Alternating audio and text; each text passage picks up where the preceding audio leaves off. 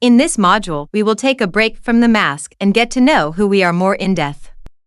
Materials you will need for this exercise are crayons, markers, paper, and your imagination. On 2 pieces of paper, draw 2 large circles. One circle will represent the outside of the mask and the other the inside. On the outside of the mask, put the faces you show your friends, family, teachers, for example.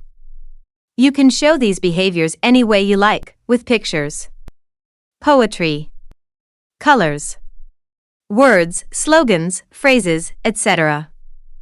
On the inside of the mask, show who you really are. On the outside of the mask, you may have pieces of yourself, but you may also have misrepresentations. For example, on the outside you may behave as outgoing and the life of the party with your friends, but on the inside you're shy. Again, you may illustrate your true self any way you like, with pictures, poetry, colors, words, slogans, phrases, etc. Once complete, submit a photo or video of your work and describe some of the symbols you use to describe yourself.